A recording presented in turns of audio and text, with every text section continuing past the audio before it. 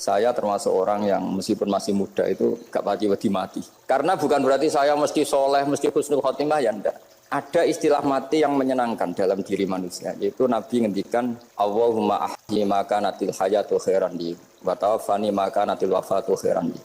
Sebagian doa, Allahumma ij'alil hayata ziyadatan li fi kulli khairin wal mauta rohatan li min kulli syarrin. Jadi mati itu akhir dari maksiat saya atau akhir dari potensi maksiat saya. Sehingga kata Sohibul Hikam, kamu harus percaya diri bisa selamanya tidak maksiat lagi. Orang kan tanya, masa manusia tidak bisa maksiat lagi? Ya bisa saja kamu pas taat terus mati, berarti sudah tidak bisa maksiat. Jadi ulama itu melihat mati itu akhir dari segala maksiat atau potensi maksiat. Ya, di sini hebatnya lagi-lagi GNU itu. Bohong fasek gendong kayak apa, kalau mati saya gitu. Tombone menang kabeh, saya dia menang kabeh. Sesuai kayak ini saya nih kemudian buatan sakit maling, buatan sakit korupsi. Oh gede saya ini. Itu satu ilmu yang luar biasa. Meskipun ya tentu agak ngawur. Tapi itu bagus. Secara ilmu bagus karena al-maut adalah rohatun min kulli syarr. Lagi-lagi yang menyelamatkan itu illa aliman au muta'alliman. Proses belajar mengajar. Saya baca banyak tentang halal haram dalam kitab Imam Ghazali itu tak ulang berkali-kali. Saya tuh dulu ya gak paham karena kitab paling susah di bab Imam Ghazali itu menurut saya kitabul halal wal haram.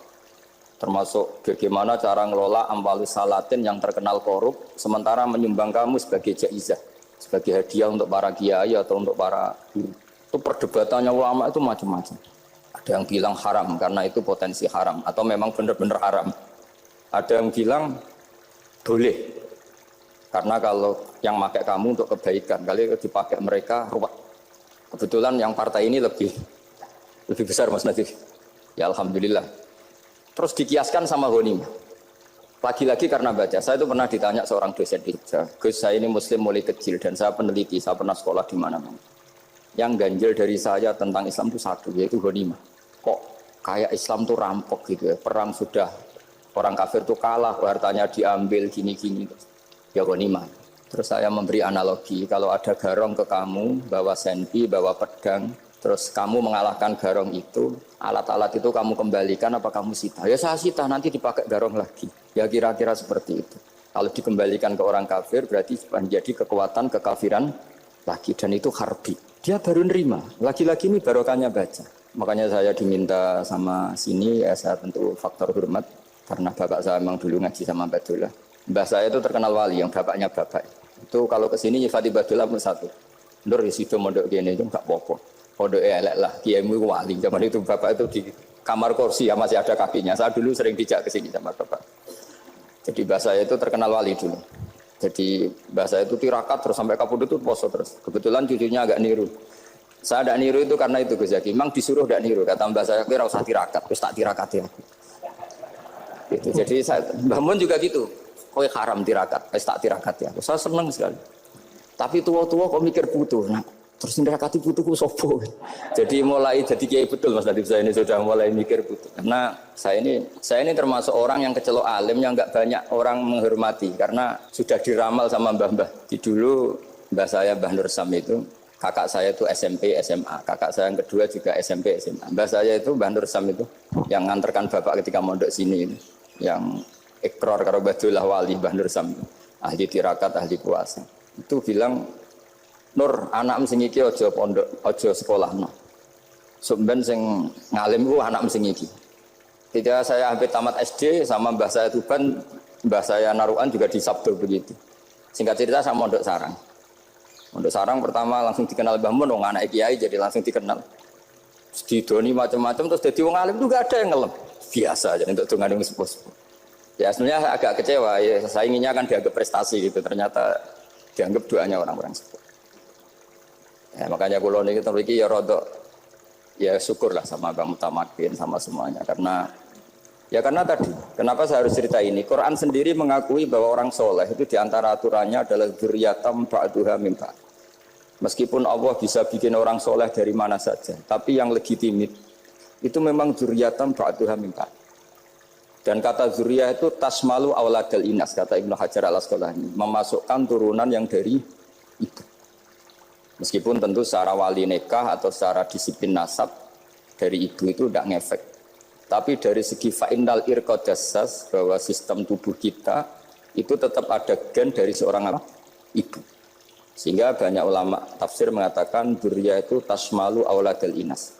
Dzurriyyah itu memasukkan turunan dari apa? Ibu. Bapak saya itu nasabnya nasab wali, jadi babahnya itu suka tirakat, suka. Ibu itu nasab kiai. Jadi kalau bapak wiridan itu, kalau istiqomah itu disalahkan sama keluarga ibu. Istiqomah itu salah. Karena ijabu malam yajib, mewajibkan sesuatu yang tidak wajib. Itu masalah secara ilmiah. Mbak Mun itu sering kritik kalau ada pondok kok wajib puasa, wajib merawat itu sering kritik. Itu secara fikih bahaya. Ijabu malam yajib, mewajibkan sesuatu yang tidak wajib. Dan itu kriminal dalam bab fikih. Betul itu, sama cari di Sulam Taufik, babnya itu ngeri. Ijabu malam yajib itu tidak dihitung minal kabair. Dicari sendiri itu di bab Sulam Taufik, tidak perlu saya sebut, itu parah betul malah cara menvonis Abdullah bin Husain bin Thohir di Sulam Taufik. Ijabu malam yajib. Tapi pondok-pondok yang tirakat tidak kurang dalih. Niki mboten majibaken, melatih. Mboten majibaken tapi napa? Nah, silsilah dari keluarga ibu itu suka ilmu. Sehingga Abdullah bin Mas'ud itu tiap hari itu mensweeping orang yang sering duha. Kalau ada orang duha istiqomah itu disweeping. Awas, harus seminggu sekali, nggak boleh tiap hari. Masa sholat fardu kamu saingi sholat duha? Nggak boleh, fardu tersaingi. Itu Abdullah bin masyhur, sampean cari di Al-Ghunyah. Sayyidah Aisyah kalau ada orang duha tiap hari dimarahin. Dan itu secara konstitusi ilmu benar karena Nabi Qiyamul Lail Ramadan itu hanya 4 hari yang dipan umum. Lainnya itu enggak. Khasyata ayyufradu alaihim kalau dalam sahih takut dianggap fardu. Akhirnya istiqomah itu masalah di keluarga saya yang dari ibu. Nah kebetulan kita ini suka ada istiqomah akhirnya ya seperti ini. Tapi ini ilmu harus kita bicarakan. Tapi yang istiqomah Bapak itu pengagum Badullah. Bapak itu suka sama istiqomah karena punya guru dulu Kiai Zubaidi istiqomah, Badullah istiqomah. Tapi jangan kira Badullah itu hanya istiqomah. Saya punya sanad banyak, mungkin Gus Zaki lebih tahu. Sering saya diceritakan Bapak. Badullah itu anak ambek wong fasih teman-teman itu rapati cocok. Senajan to majibno fasih. Tak takoki iki ngopo. Empuk nek kefasihan darani wong awam untuk ganjaran. Mergo macane Quran gak fasih. Padahal untuk ganjaran mergo seneng Quran. Jadi terus tak takoki bapak, niku saged damel syariat mboten? Ya ora kena, pokoke ngono. Jadi gue ngekrori. Artinya beliau ndak ingin lah gara-gara kita terlalu pakem tajwid kemudian menganggap siapa saja baca Quran salah kemudian tidak dapat pahala. Bisa saja hamalahum ala ayaqraul Qur'an apa mahabbatuhum wa iskuhum wa kada wa kada. Jadi akhirnya saya jadi tahu. Oke, secara makhraj salah, tapi iseknya benar, mahabbahnya benar, brontonya benar. Jadi sebetulnya Badullah itu punya sekian makalah tentang ilmu. Hikam juga gitu. Nur nak cah santri ngaji Ihya itu jauh oleh. Saya nak ngaji Hikam mojo. Maksudnya beliau entah kalau setelah itu Badullah itu melarang siapa saja santri ngaji Hikam itu dilarangnya ada kelas tertentu untuk boleh ngaji Hikam. Nah kenapa saya cerita ini? Karena saya masih ingat betul di antara wasiatnya Mbah Mun itu. Pirroh sebab apa Fatihah kok ihdinas siratal mustaqim bukan siratoka tapi siratal ladzina an'amta alaihim. Dawe Mbah Mun fa inna Allaha ta'ala la ya'kul wa la yashrab wa la yanqih wa la kadza wa kadza. Allah itu tidak makan, tidak minum, tidak tidur. Sehingga kita tidak bisa niru Allah. Tapi yang makan tidur itu manusia. Sehingga kalau ingin dekat Allah ya niru siratal ladzina bukan siratoka. Kita cara tidur niru Kanjeng Nabi, niru ulama, cara makan, cara minum. Ini Allah tidak bisa. Makanya bukan ihdinas siratal mustaqim siratoka tapi siratal ladzina an'amta. Maka dalam beragama itu butuh master, butuh panutan. Ya tentu Mbah Mun oleh ngendikan pakai orang-orang kuno. Cara Mbah Mun pakai cantolan. Maka saya punya makalah banyak dari Bapak, dari Mbah Mun, dari Mbah Zubair, dari sampai saya itu hafal sanad sampai Rasulullah sallallahu alaihi wasallam. Karena yang bisa mengawal ilmu itu sanad. Termasuk saya di sini bawa kitab Ar-Risalah Al-Qusairiyah. Nanti saya baca beberapa panutan kita. Di sini ada Abdul Qasim Al-Junaidi, ada Abu Yazid Al-Bustami, ada banyak ulama yang ditulis Ar-Risalah Al-Qusairiyah. Dan itu yang membentuk Imam Ghazali, kitab Ar-Risalah Al-Qusairiyah. Tapi sekarang kita ini tidak belajar lagi tentang tasawuf. Tasawuf itu Abdul Qasim Al-Junaidi jadi wali itu bukan wiridannya terlalu banyak, enggak. Beliau pernah bikin satu kalimat yang menjadikan Allah itu ridho. Kalimatnya begini, kalau malam beliau wiridan gini, ya Allah, kenapa engkau ngasih rezeki saya? Padahal engkau tidak butuh saya. Kalimatnya sederhana. Kalau seorang majikan ngasih servis sama karyawannya, memang butuh pekerjaannya. Orang tua ke anak butuh kasih sayangnya. Tapi engkau ini zat yang tidak butuh saya, tidak butuh kita. Ngapain ngasih? Jadi punya sisi betapa Allah itu luar biasa. Wong tidak butuh kok. Ngasih itu kan luar biasa.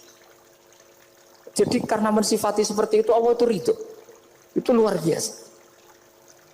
Normalnya orang memberi itu kan, apalagi orang memberi kiai itu kacau sekali. 1.000 jaluk swarga. Salam template 1 juta wae jaluk apa? Swarga itu parah lagi. Nanti kalau enggak masuk surga diundat-undat. Itu ngeri lagi itu 1 juta minta apa? Surga. Sayyidina Ali itu diantara sebabnya beliau dekat Allah itu karena muamalahnya sama Allah itu benar. Di antara muamalah itu yang diriwayatkan di kitab Ar-Risalah Syariah adalah masyhur. Kafani izzan antakuna li rabban wa kafani fakhran an akuna laka abdan. Tiap malam ya beritanya itu, ya Allah, saya sungguh sangat mulia karena engkau yang jadi Tuhan. Coba kalau saya dituhani manusia yang mati atau dituhani siapa yang mati juga.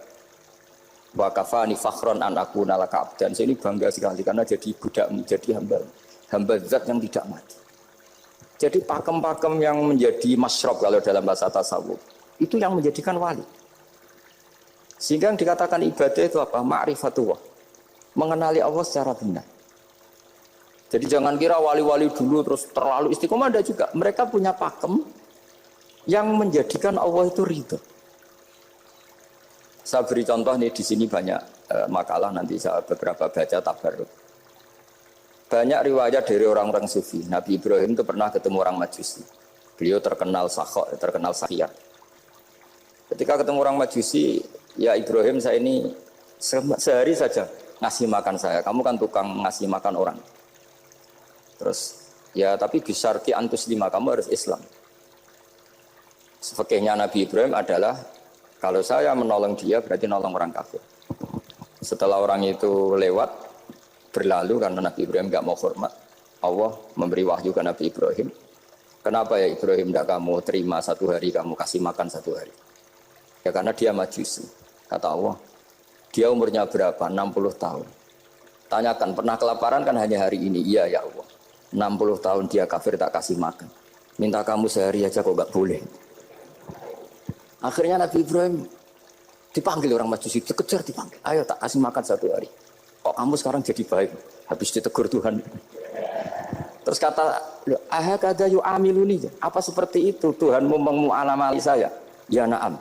Akhirnya Islam orang Majusi. Jadi itu lagi-lagi ilmu. Jadi yang dikatakan ilmu itu satu teori atau kalimat atau apa saja yang menjadikan kita ini pakem. Meskipun pakem itu kadang sulit diterima orang-orang khusyuk. Orang khusyuk itu ya nyun sewu ada sisi nakalnya. Makanya Mbah Mun sering kayak jargon masyhur. Zada khusyuan, zada jalan, tambah khusyuk, tambah bodoh. Bukan bodoh dengan makna salah itu enggak. Memang kadang terus anti ilmu. Misalnya gini, ini contoh yang karena saya ini mengkhidmati ilmu, saya beri contoh yang urusan ilmu. Ada orang sujud diinjek orang fasik, kepalanya diinjek orang fasik. Terus si orang yang sujud tadi ini ada di Sahih Muslim, juga ada di Ihya. Wallahi la yaghfiru wa laka. Pakai sumpah, wallahi la yaghfiru wa laka. Allah langsung mewahyukan ke Nabi fi hadzal zaman, fi tilka zaman atau fi dzalika zaman. Man dzalladzi yata'alla alayya alla aghfira li fulan qad ghafartu lahu wahbatu amalak.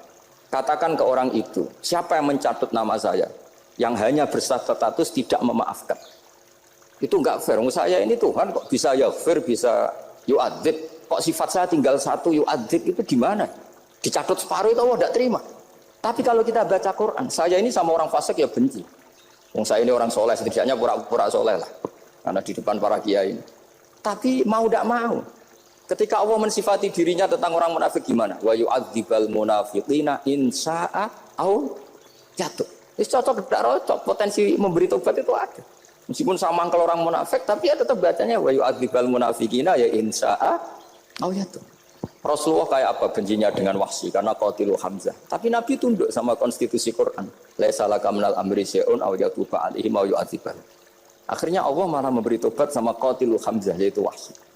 Ini pentingnya baca lagi. Kalau kita tidak baca, hanya khusyuk saja, tidak baca, pasti sama orang yang menginjak orang sujud tadi, yang nginjek pasti salah, nggak dimaafkan. Bongso pasti. Pertanyaannya adalah, betulkah Allah punya sifat satu, yaitu yu'adzib? Makanya kalau kita baca, misalnya baca Quran, walillahi mulkus samawati wal ard, ya sudah, yaghfiru liman yasha wa yu'adzibu man yasha. Kalau nuruti rasa kita, ya inginnya ke kita, yaghfir, ke orang lain yu'adzib. Tapi Tuhan kan nggak terima. Saya ini Tuhan kok didikte makhluk saya ini gini? Nggak bisa. Sehingga ya ini lagi-lagi ilmu. Makanya saya cocok nggak cocok itu suka baca. Saya suka sekali baca. Mulai ulama dulu, ulama modern, setengah dulu. Mulai ulama yang kedunian sampai setengah kedunian. Suka. Saya dulu tuh nggak suka uang. Karena saya memang tadi mbah saya dari bapak itu wali mas. Kalau tadi Mas Nadif jujur, mulai Mbah Soleh itu suka bully mertuanya, jadi saya alhamdulillah dia jujur. Jadi, Mbah Soleh itu menantunya Raden Asnawi, itu ya bully-bully sama ini terus ditiru beliau ini. Itu nggak suka sebenarnya. Saya itu ya pokoknya tadi kalau orang daftar wali itu kan nggak suka sama. Karena mereka nangis ketika Allah ngendikan wa aqridu atau ayat-ayat anfiku atau orang baik disifati wa aqridu wa qardan hasanah. Itu hadal khitab li ahlil jibdi wasarwah. Ini khitab untuk orang kaya. Kalau isin Gusti jenengan nampen ngongkon infak kok kalau diinfak. Jenengan nampen ngongkon ngamal kok kalau di ngamali. Jadi maka yuhibbunal mal, mereka tidak suka harta. Walakin diana luladzatal khitab bil infak, dan itu harus kaya dulu untuk bisa infak. Jadi itu uniknya. Akhirnya saya Imam Sa'roni penting juga kaya. Jadi wali untuk suka harta itu nunggu diperintahkan Allah. Alhamdulillah kita sudah wali dulu karena sudah senang harta balik. Jadi kayaknya keren kita dibanding wali-wali itu. Artinya wali itu tahu pentingnya harta setelah jadi wali. Kita alhamdulillah mulai kecil sudah tahu pentingnya harta. Kayaknya kita lebih wali. Imam Syafi'i itu dulu gak suka sama orang kaya. Saya berkali-kali ceritain. Karena dia dididik Sufyan As-Sahri, Sufyan bin Uyainah. Tapi ketika ketemu Imam Malik itu kaya raya. Meskipun dia hidupnya sederhana, tapi kaya raya. Pas beliau mau Imam Syafi'i dia agak-agak. Imam Syafi'i dia agak-agak sopan kalau sekarang tanya. Setelah jenengan ilmu yang saya harus ambil siapa? Kata Imam Malik, yang sealim saya itu sudah meninggal Abu Hanifah, tapi muridnya masih. Namanya Muhammad bin Hasan Asy-Syaibani. Kamu datang ke sana. Malam itu Imam Malik dikasih uang 500 dinar. Padahal 1 dinar itu 4,25 gram. Bisa dihitung berapa ratus juta. Terus paruhnya dikasihkan Imam Syafi'i. Nah, tidak kasangoni. Pagi-pagi diajak ke Baqi. Dulu Baqi itu ada kafilah rental unta. Mana kafilah yang mau ke Irak? Kita. Ya sudah ini antar. Tak bayari. Diantar Imam Syafi'i. Diantar ke Imam Muhammad bin Hasan Asy-Syaibani di Irak. Itu ketemu Muhammad bin Hasan Asy-Syaibani pertama itu apa? Beliau itu kalau ngitung uang di meja, emas-emasnya di meja, uangnya dolar semuanya di meja. Tambah kaget, ini saya sama Imam Malik ingkar, ini malah lebih parah lagi. Kata Muhammad bin Hasan Asy-Syaibani, atak jabu min hadza. Kamu kagum dengan ini merasa aneh? Iya. Ya sudah ini tak kasihkan orang fasik, tinggo demenan, tinggo judi. Jangan, jenengan saja. Kalau jenengan kan orang soleh dipakai kebaikan, berarti orang soleh boleh kaya. Angsal-angsal. Semenjak itu Imam Syafi'i kebablasan. Sampai fatwa kiai fakir itu haram. Kiai bisa bikin rumah bagus, bikin rumah jelek, haram. Puasa al-Islam ya Allah wala yulah. Nah lagi-lagi kebetulan kita sebelum ngaji Imam Syafi'i sudah seperti itu. Jadi ini justifikasi. Lagi-lagi itu ilmu. Saya ulang lagi-lagi itu. Akhirnya saya baca kitabnya Imam Sa'roni namanya Al-Minanul Kubro. Itu beliau cerita wa mimma manallahu alaihi. Kesannya kayak orang sombong. Tapi sebetulnya yang sopan itu yang sombong karena Imam Sa'roni kan bilang, kamu harus memaklumatkan diri kalau antum minal ulama il amilin. Kamu termasuk ulama yang amilin. Terus ditanya sama orang-orang, bagaimana kalau nyatanya enggak? Kamu tadi subuh sholat, iya saya sholat. Kamu tadi zuhur sholat, iya saya sholat. Kenapa ketika kamu maksiat ingat terus, ketika kamu taat tidak ingat? Berarti kamu anggap Allah itu menyesatkan kamu taat, tidak pernah ngasih hidayah sama kamu. Pas delok rondo ning dalan kok maksiat, bar salat atau syukur, bar zuhur atau syukur berasa. Berarti kan nyifati Allah, hari ini Allah ngasih saya maksiat. Sementara lupa kalau Allah ngasih salat zuhur, salat asar, salat maghrib, salat isya. Oh sudah di situ Al-Minanul Kubra, orang itu soleh semua. Nah saya itu termasuk orang yang didikte oleh kitab, terbentuk oleh kitab Al-Minanul Kubra.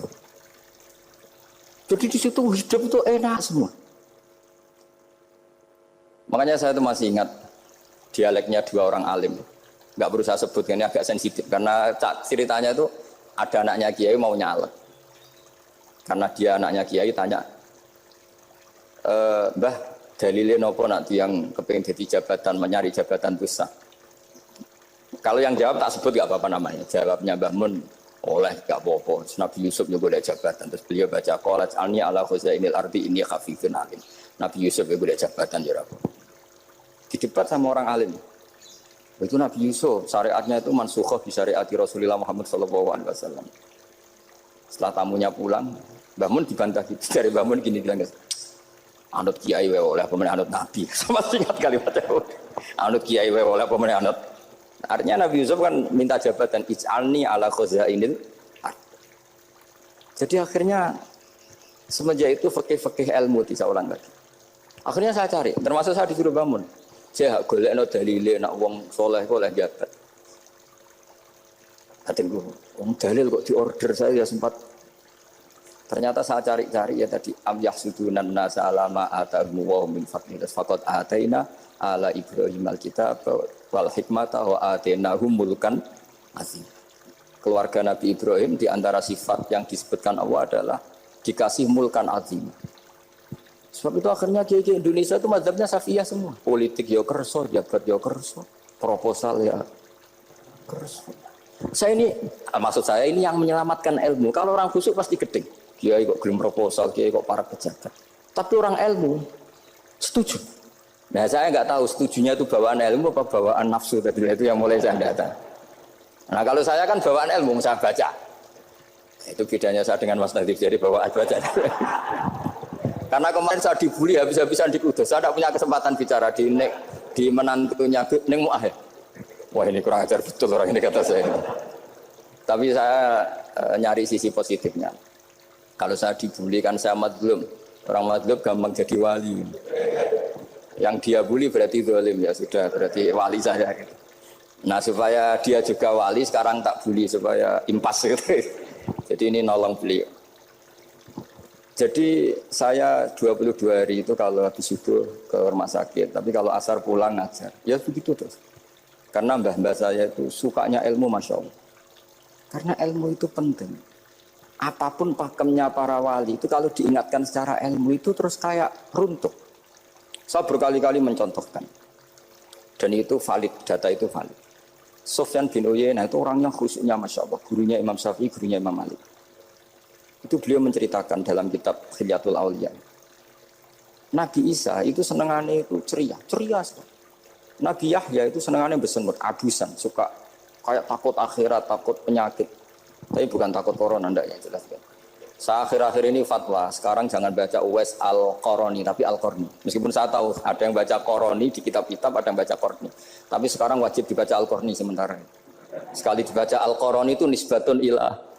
Iya, jadi makanya ini untuk sementara dibaca, ngikuti yang baca Uwais Al-Qarni. Meskipun di sarah-sarah apa bi fathir ra wakila bi sukun ya sudahlah sekarang harus ijma dulu Al-Qarni ya, karena kalau Al-Qarani itu akhirnya Nabi Isa ditegur sama Nabi Yahya. Mali aroka dohikan ka'annaka ta'manu min makrillah. Saya melihat kamu kok suka tertawa, seakan-akan kamu merasa aman tidak kena azabnya Allah. Nabi Isa akhirnya balas tanya, Mali aroka abisan ka'annaka tai'asu min rahmatillah taknatu min rahmatillah. Kowe besengut wae koyo dunia orang rahmat, anane corona tok. Padahal ya ono mangan, ono guyon, ono nikmat. Dan itu figur besar, akhirnya kita tahu. Dan saya sering cerita juga, setiap dakwah itu Nabi Isa nyari syirarun nas, Nabi Yahya cari khiyarun nas. Tentu alasan Nabi Yahya gampang, berteman orang baik itu baik lah, nyaman, terus akibatnya juga baik. Nabi Yahya enggak. Limada tanzilu ala syirarin nas. Kenapa kamu singgahnya ke orang-orang yang buruk? Ana tabibun udawil mardo. Saya ini dokter, tentu menyembuhkan yang sakit. Akhirnya terus di Indonesia banyak kiai yang kancanan orang fasik ya banyak. Tapi ya tentu yang benar itu yang mensolehkan yang fasik. Yang mesti salah yang menjadi fasik karena ketularan yang Tapi itu lagi-lagi apa? Ilmu yang bisa menjadikan kita percaya itu ilmu. Saya tuh suka sekali baca kitab yang berbeda. Saya sekarang baru belajar kitab orang-orang Hanafi, orang-orang Maliki. Saya kemarin dikirimin hadiah oleh keluarga Pak Kures, ada tanda tangannya Pak Kures dari Habib Ali, dari keluarga beliau. Ciri-ciri kitab namanya itu Sarah Bukhari, yang dikarang orang India, orang modern, Anwar ya, Kiai Anwar Shah, orang-orang India ya orang Shah. Itu beliau termasuk mujaddid kalau dalam perasaannya orang India. Mensarai Bukhari ya, kira-kira sanadnya Sayyid Muhammad ke beliau itu 3 atau 4. Beliau termasuk orang-orang yang bisa membentuk India seperti itu. India kan banyak syurahul hadis, termasuk Walidullah Ad-Dahlawi, terus Syekh Yusuf Al-Kandahlawi, banyak lah saya. Itu beliau cerita di kitab-kitab itu bahwa ilmu itu harus diungkapkan. Terus beliau cerita banyak tentang kewalian. Sampai dalam cerita kewalian itu unik. Dan terus kayak jadi wali itu gampang sekali. Ya diantaranya itu wali itu mau modal rasido. Sab'atun yudhilluhum wa fi dhillihi wa la dhilla illa dhilluh. Itu diantaranya itu wa rajulun da'athu imra'atun dhatu jamalin wa mansibin faqala inni akhafu. Mau modal gak sido. Terus dijak wong ayu menarik muni ra gelem.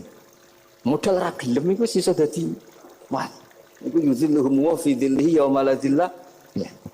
Nah, masalah kita ora digelemi lah itu masalah. Itu sangat. Jadi gampang sekali dalam kitab Al-Minanul Kubra. Dan kalau baca itu enak. Misalnya gini. Tentu masa lalu kita yang buruk itu tidak diceritakan orang lain.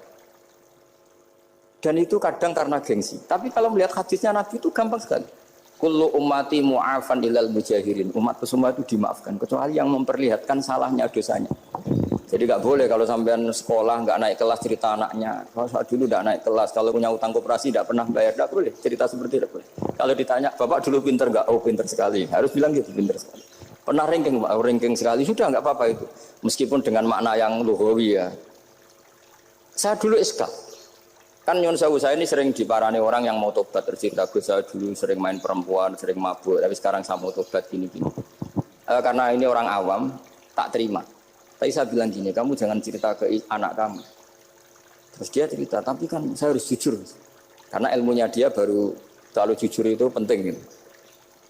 Terus pokoknya menurut kula ora oleh cerita, pokoknya ora oleh cerita. Ya Gus oke nurut. Setelah itu saya nyari-nyari sarah, termasuk kitab itu. Kok bisa orang yang tidak mujahirin, orang yang menutupi salahnya malah dimaafkan, yang cerita jujur pernah salah malah tidak. Sangat-sangat bener. Misalnya seorang bapak cerita, "Cung aku dhisik nak pacaran tak ambung." Misalnya, anaknya mesti suatu saat kan dia puber. Mesti nak ngambung niru bapak ya. Nah, kalau yang cerita itu ribuan atau jutaan. Cung aku zaman yang pondok itu rezekiku kok bodoni. Kan terus jadi syariatun mutabah. Apalagi yang cerita ini ternyata jadi kiai, ternyata gitu ya tetap jadi kiai. Jadi kalau pura-pura soleh di rumah pura-pura soleh, seakan-akan di pondok tidak pernah kodok, tidak pernah setor meluntir, tidak pernah apa kan?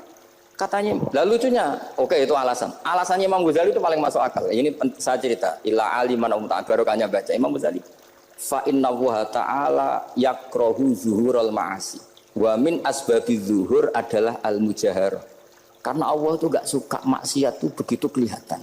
Dan awal dari kelihatannya maksiat adalah semua orang cerita. Akhirnya maksiat dianggap biasa saja.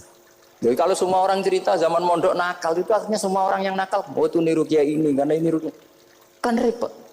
Tapi kalau semua kiai sok suci atau suci betul, dan semoga ya suci betul, kan yang maksiat yang mau maksiat ini nggak punya alasan karena masternya nggak pernah maksiat. Meskipun sebagian yang sultan nggak pernah konangan, nggak tahu pokoknya yang penting seperti itu. Itu hebatnya konsepnya. Saya dulu ya eskal loh. Kok ini tadi kullu ummati mu'afan illal mujahiri. Saya dulu eskal. Tapi setelah baca Ihya kata Imam Ghazali, karena Allah itu enggak suka zuhurul ma'asi. Allah enggak suka kalau maksiat terlalu muncul. Dan termasuk sebabnya muncul adalah setiap orang jujur menceritakan masa lalunya. Sebab itu kita sebagai orang Islam yang entahlah istilahnya apa. Kalau istilahnya Mas Nadif Islam Nusantara atau moderat macam-macam lah. Saya termasuk orang yang sebetulnya ingin nggak setuju, bukan karena menentang. Nanti ngapalkan firqahnya kebanyakan. 72 aja ngapalkan banyak ditambahi Islam Nusantara, Islam moderat, Islam garis. Apalagi itu? Oh, garis lurus. Ada yang lagi lucu. Ya, macam. Tapi setelah saya ulang lagi, setelah baca banyak, itu akhirnya menjadi tahu. Karena apa ya? Fitrah salimah kita. Misalnya gini, ada cerita di kitab-kitab. Nabi Musa pernah istisqa nggak mandi. Kan nggak terima, dia seorang nabi kok istisqa nggak mandi. Saya ini kali muka ya Allah, kenapa doa saya nggak mandi? Terus kata Nabi, kata Allah, inna fihim namaman. Di antara yang berdoa sama kamu, yang istighosa kubro itu ada yang namaman, tukang ngadu. Nabi Musa ngajarin Tuhan. Ya Allah kan gampang, kasih tahu dia siapa tak usir, supaya tidak ikut istighosa, kan selesai. Terus dari pengiran lucu. Saya ini Tuhan, anha anin namimah. Saya ini Tuhan yang mengharamkan namimah. Maka saya tidak akan namam. Anha anin namimah wa akunu namaman. Saya ini mengharamkan hadu-hadu kok terus. Dono sing kan ya sudah Gusti kalau gitu. Lalu solusinya gimana ini? Nanti solusinya gimana Tuhan? Ya sudah kamu nyari hamba saya yang namanya ini. Cari sama Nabi Musa. Ketemu orang namanya hitam. Makanya saya sama Mas Nadim itu sungkan karena di antara wali itu ada yang hitam. Oh hitam terus nggak apa-apa ini biar impas, biar saya sampean bisa jadi wali karena madlum. Itu ketemu. Setelah ketemu sama-sama nur. Anta bareh, ya saya bareh. Terus anta Musa, ya saya Musa. Kenapa kamu tahu? Dikasih tahu Allah. Ini karena sama satu nabi, satu wali. Terus saya ini mau istisqa gak mandi, tapi sama Allah disuruh minta doa sama kamu. Itu doanya tuh ngawur sekali, bukan sekedar ngawur sekali. Ya Allah, apa engkau sudah tidak punya stok air sehingga tidak ada hujan? Gitu. Apa angin-angin sudah tidak nurut sama jenengan sehingga tidak bisa menghalau awan untuk menurunkan hujan? Fakah ada Musa ajab tisawi itu di semua kitab. Musa hampir saja jotos, dianggap doa yang enggak sopan. Tapi kata Allah, la tadribhu ya Musa fa innahu adhakani fil yaumi salasa marrat. Dia bisa bikin senyum saya sampai 3 kali. Lu soal mereka maksiatuhum la tadruka. Maksiat mereka itu tidak ngefek ke engkau kok jenengan pertimbangkan. Maksiatuhum la tadruka. Akhirnya langsung hujan. Jadi kadang doa itu ada yang ngawur. Maksiatuhum, makanya saya itu kadang berani berdoa Indonesia aman. Secara fikih ya kadang kok nak gak ono apa-apa sing maksiat meneh. Kadang yo mikir. Yo nak sing taat meneh, tapi kok nak ono apa-apa sing maksiat yo maksiat. Saya pernah ketika Jogja sering gempa itu pernah mau berdoa. Ya Allah semoga bebas dari gempa, tapi terus saya mikir. Memang kalau nggak ada gempa ya yang sholat aman, tapi yang maksiat juga daripada menggurui Allah sudahlah, tidak berani berdoa sudah Gusti ini dunia ini jangan pun terserah jenengan. Tapi saya sebagai orang muslim sing apian kan ya kepengin arham linnas. Boleh dalil lu kangelan, tapi gara-gara baca kibarek tadi maksiatuhum la tadurruka. Maksiat mereka itu tidak bahaya bagi kita. Pun Gusti ra usah kakean pertimbangan pun udan mawon. Udan langsung. Lagi-lagi karena baca. Termasuk di Al-Minanul Kubra itu ada cerita tentang Nabi Isa. Cerita itu tidak hoax, ini kata Imam Sa'roni. Ada orang itu perajin sepatu, perajin sandal. Ya Allah, engkau itu bilang butuh sandal ukuran berapa, nanti tak bikinkan. Engkau bilang kendaraan kamu apa, nanti saya yang fasilitasi ada ini. Pakaiannya kalau dames. Apa, pokoknya saya ingin khidmah sama jenengan. Terus, Nabi Isa yang kenal baik itu, ya faham mabibat sih, hampir saja dibukut. Kata Allah, jangan Isa. Dia muji saya sesuai yang dia ketahui. Lagi-lagi baca. Jadi tidak bisa kita mengadili orang lain, ini kalimat ini tasbihu wa bil khalqi, itu tidak bisa, tidak segampang itu. Kecuali yang ngomong orang-orang Mu'tazilah atau orang-orang Khawarij mungkin kita lawan karena berdasar ilmu. Kena wong lugu rusak. Karena orang lugu itu gimana ya? Seperti Ahmad ditanya, kamu mukminah? Terus dites sama Nabi, aina Allah fa asyarat ila sama. Allah di langit. Coba kalau kamu tauhidkan, Allah la yakhullu fi makanin. Berarti kan masalah itu karena Allah laisa kamitslihi. Saya juga pernah diprotes kiai, kenapa ada istilah senyum, istilah susah. Padahal Allah nggak pernah susah. Tak tanya gitu. Saya kan sering bilang Allah susah, Allah apa. Gus, kok gitu? Padahal Allah kan enggak pernah. Tak tanya, kamu hafal Quran? Enggak. Ya sudah, baca aja ayat falamma asafunan taqamna minhu. Itu doire asafa itu kan asifa ya safu asafan.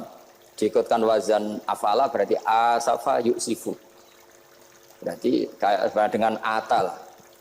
Ya ata ya'ti itianan, kalau ingin wazan afala kan ata yu'ti ita, sama dengan falamma asafu mongko sumangsani gawe susah sapa Firaun wa kaumu nak ingsun Firaun mari ribet mari aku susah aku pengiran ciri tandingi intaqamna minhum kata aku. Akhirnya dia itu bilang jebule ning Quran yo ono istilah Allah susah. Ya sembol aku itu aku hafal Quran dadi spontan bahasaku mbok salah mbok ora iku jek ono kembarane Quran. Sampeyan masih khusyuk ora hafal Quran akhirnya yo ngene iki kata saya. Akhirnya jebule ilmu itu penting, wis suwe nah ilmu itu penting kata saya. Jadi ini lagi-lagi illa aliman au muta. Jadi saya tuh dapat barokahnya ilmu. Saya sebagai manusia ya takut mati, tapi tadi kalau kadang-kadang melihat mati itu rohah mungkul lisarin. Kita ini meskipun nyun sewu sekarang tidak zina, tidak korupsi, potensi itu tetap ada. Dan yang bisa mengakhiri potensi itu apa coba? Al-maut. Sehingga Nabi mengajarkan kita itu gampang sekali dalam beragama. Ij'alil hayata ziyadatan li fi kulli khairin wal mauta rohatan li min kulli syarr. Lagi-lagi ilmu yang menyelamatkan kita itu ilmu. Sehingga Umar bin Abdul Aziz ketika mau meninggal semua keluarganya nangis. Dia tanya, kenapa kamu menangis? Karena engkau mau meninggal. Memangnya setelah saya meninggal mau kemana? Ila Rabbin Karim, ila Rabbin Rahim. Jadi segampang itu untuk melihat. Nah, tapi kalau kita tidak baca, seakan-akan wah mati ngeri nak mlebu neraka piye. Seakan-akan di alam sana hanya ada neraka. Padahal anak indadzoni abdi. Daripada nganggep neraka masalah atau eling pangeran kan ini. Lagi-lagi baca. La yamutan ahadukum illa wa yuhsinudzanna billah. Jangan sampai seseorang mati kecuali dalam keadaan husnudzan sama. Saya tuh masih ingat Gus ya, pas Bapak gerah itu tak antar ke Karyadi di Semarang. Itu mau kapundhut itu cek guyon. Jong ape mati mbok gawe ning hotel karena di pavilion. Sebelum mau kapundhut cek donga khataman Quran, baca sabbahat terus khataman. Terus tak khataman Quran, terus wis ora usah nangis, aku husnul khotimah itu terus kapundhut. Kok enak maksudnya santai maksudnya enggak ya rileks aja. Seperti Mbah Mun itu dulu saya tuh ya aku bela wafati sering ketemu. Ya ada hanya saya tentu banyak orang sering ketemu beliau.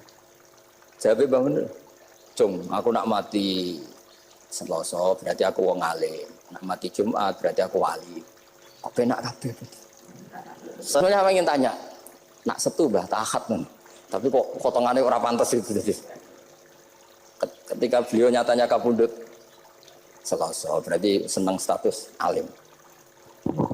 Artinya orang-orang dulu itu Imam Ghazali lebih parah lagi. Ya saya yakin ya semua orang Islam mati itu baik. Imam Ghazali lebih parah lagi. Itu beliau kapundhut. Itu orang yang perjalanannya 3 hari itu sudah datang semua. Sore beliau beli kafan. Terus beliau bilang ke adiknya, saya nanti kalau mati yang imami orang ini. Jangan makamkan saya sebelum diimami orang ini. Dulu udah ada WA-nya Mas Nabi, udah ada grupnya.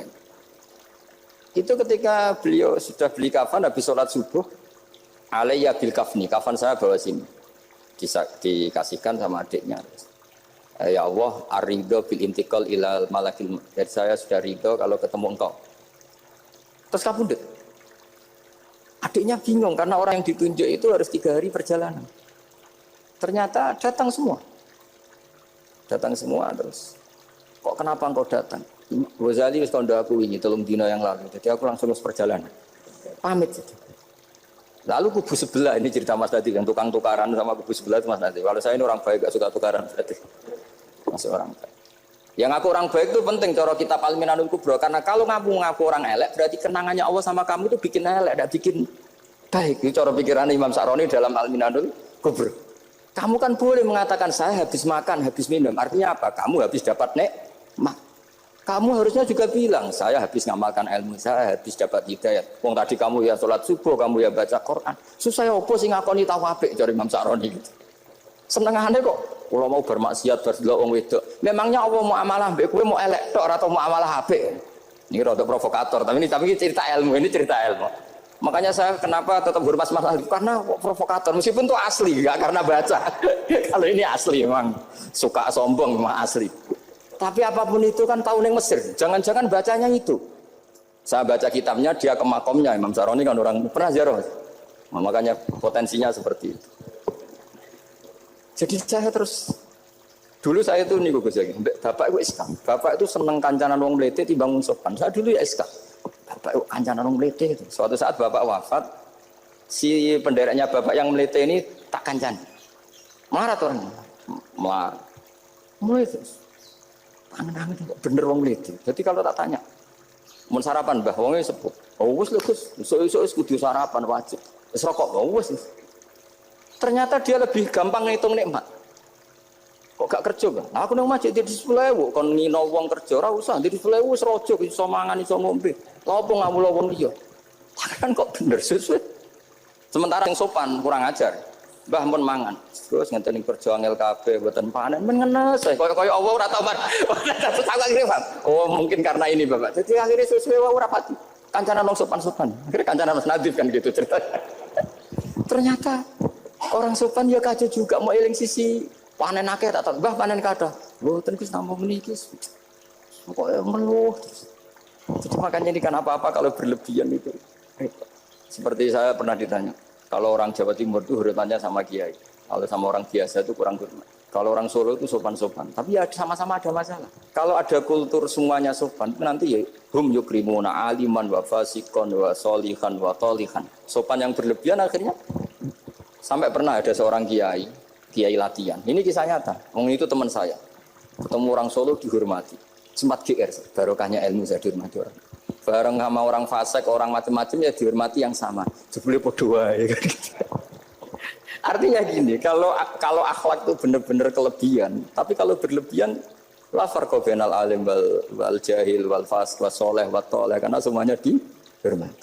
Tapi kalau misalnya ada Jawa Timur yang membeda-bedakan manusia, kadang kita ini juga beratnya semua itu ibadullah, semua iyalullah, semua.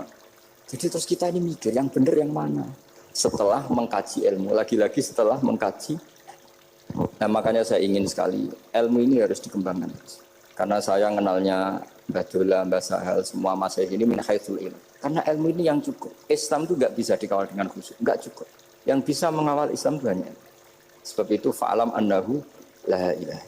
Makanya orang Khawarij itu kata Rasulullah syarrul khaliq. Kenapa orang Khawarij dibenci Nabi? Karena suka khusyuk, suka ibadah tapi tidak suka. Saya kira demikian. Assalamualaikum warahmatullahi wabarakatuh.